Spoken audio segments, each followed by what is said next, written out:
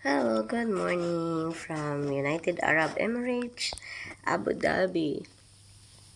So yun guys, maraming nagpi-PM, kumusta na raw ako. So, marami palang nagmamahal sa akin. So, ganito, kikwento ko kung ano talaga nangyayari. So, since guys, nag-aalaga ako ng bata dito sa UAE or kahit naman doon sa Kuwait, mahilig talaga ako sa bata. Yun talaga yung aking specialty. Nung nag-aral ako ng caregiver, naisip ko na mas maganda siguro yung sa mga matatanda. Pero, nung caregiver na ako is parang na-realize ko mas maganda pala alagaan yung mga bata. Lalo't yung mga infant hanggang newborn. Yung hindi pa talaga siya magsi 6 years old, yung ganon.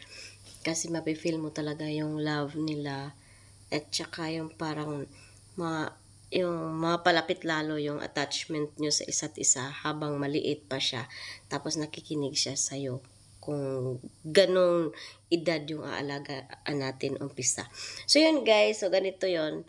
And dito ako 'di ba sa Abu Dhabi, nag-aalaga rin ako ng bata. So itong alaga ko 2 months itong 2 months years na siya. 2 months nga no.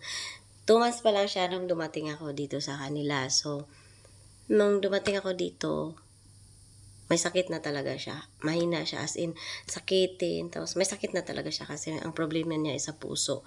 So, bali, 10 araw pa lang siya, kapapanganak pa lang, mga 10 days pa lang niya is naoperahan na siya dito sa heart. Meron siyang open heart disease operation. Yan. Tapos, naka-NGT kami. So, yung pag-inom niya ng gatas is manggaling doon sa ilong niya. Nilalagyan namin ng hose yung ilong niya. Tapos, doon ko sinasalpak yung injection. Syringe ang gamit ko pagpasok doon sa kanyang NGT. Yun yung pagkain niya. Pero gatas lang muna yung binibigay namin noon. So, ngayon, nagkasakit kasi siya paulit-ulit. May influenza na siya. So, yun yung pinaka matapang ba? Yung very strong na virus sa mga bata ngayon. Tapos yun, hawaan kasi siya, pabalik-balik yung lagnat, hindi matapos-tapos yung ubo. Tapos ako nga yung nakatuka sa kanya, di ba? Ako nag-aalaga. Ako nagbibigay ng gamot. Ako taga-nebulizer sa kanya. Tapos basta akin. Pag sa kanya, lahat akin yan. Ako ang nag-aalaga talaga sa kanya totally. Ganyan. So ngayon, siguro mga 3 weeks, hindi man gumagaling siya.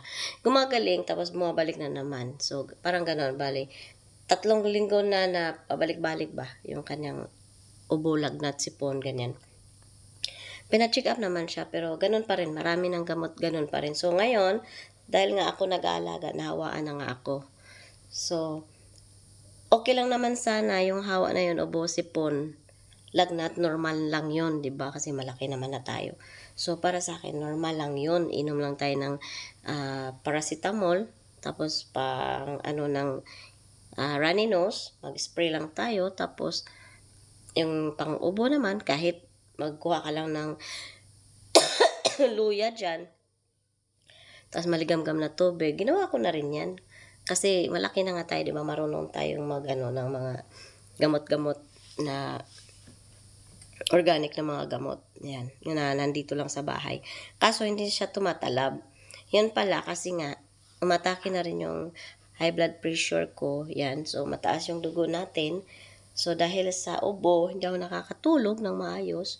So, tumaas yung BP natin. Nasira naman yung blood pressure kit ko. Nasira na siya. So, wala akong magagamit dito sa bahay. Pero ramdam ko na naiba talaga. Tapos, yung ilong ko naman, kahit pango ito, may sinusitis din kasi ako. Lahat naman tayo may sinusitis, pero yung sa akin kasi barado.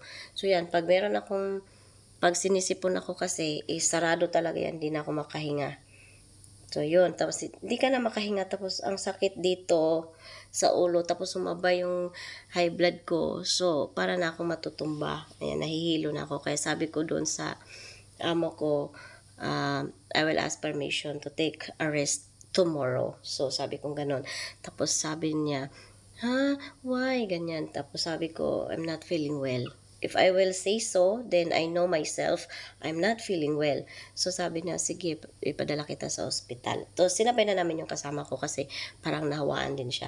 So dalawa kami. So yun nga, nebulizer ako, kinuha na ng dugo, um, ah, nilagyan ng gamot, pampababa ng dugo kasi 100 plus yung dugo ko, over 100 din. So, yun ang nangyayari sa akin. So, ngayon, okay naman na siya. Parang ordinary, ubo-sipon na lang siya kasi bumaba na yung BP natin. Tapos yung ilong ko, meron akong pang spray. So, kailangan talaga bumisita ng ospital. Kaya sa mga kabayan dyan, ng mga OFW, lalo-lalo na nasa bahay, huwag nyong kimkimin o wag nyong sarilinin yung inyong mga sakit kasi baka mauwi pa sa masama yung katawan nyo. So, kung meron kayong maranasan or maramdaman, sabihin nyo agad sa mga employer nyo kasi may insurance naman tayo, 'di ba? So, yun. Dapat pangalagaan natin unang-una yung sarili natin. Kasi pag meron tayong problema, pag nagkasakit tayo, paano na? Siyempre, hindi tayo makapagtrabaho. Paano nila tayo sasahuran kung wala na tayong trabaho? Kawawa yung pamilya natin sa Pilipinas, 'di ba? So, bawal magkasakit talaga sa mga OFW. So, lalaban tayo. Sakit lang siya. Kaya, kung meron kayong naranasan or naramdaman, sabihin nyo agad sa employer nyo para mapadala tayo sa doktor. Kasi, hindi tayo gagaling hanggat walang doktor na tumitingin sa atin. Kasi maling prescription, di tayo gagaling talaga. So, yan lang. At saka, thank you so much sa mga nag-alala at saka nag-comment sa aking post at sa post ng aking kaibigan. Maraming salamat and God bless us all.